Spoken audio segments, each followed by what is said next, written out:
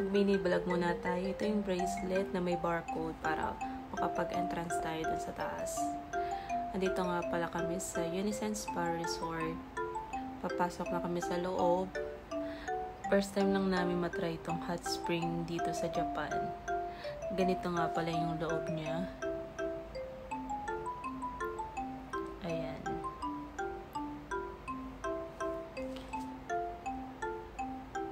Excited na nga kami dyan. Sa third floor nga pala yung entrance. Ayan. Tatap mo lang dyan.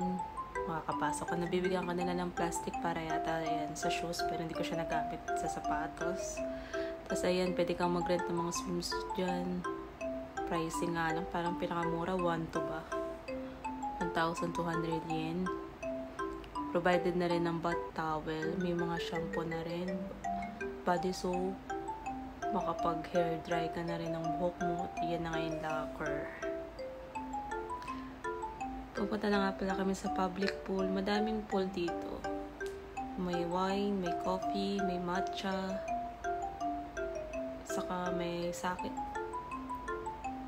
Ayan. Ang dami ng tao niya nung time na yan. At ito naman yung wine pool.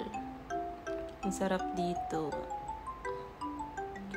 Pati ang bango-bango dito sa loob. Ito naman yung sa labas. Ito yung slide.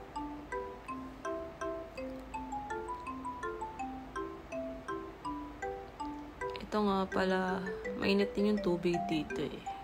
Kalimutan ko kung anong tawag dyan sa loob na yan.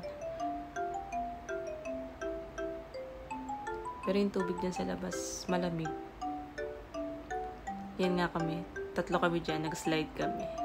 May easy, may normal, may hard. At ito naman yung coffee pool. Coffee bath.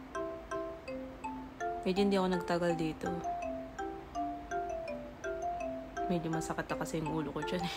At ito nga pala yung exact location ng Unison Spa Resort. At dito naman kami nagpabook ng aming tour.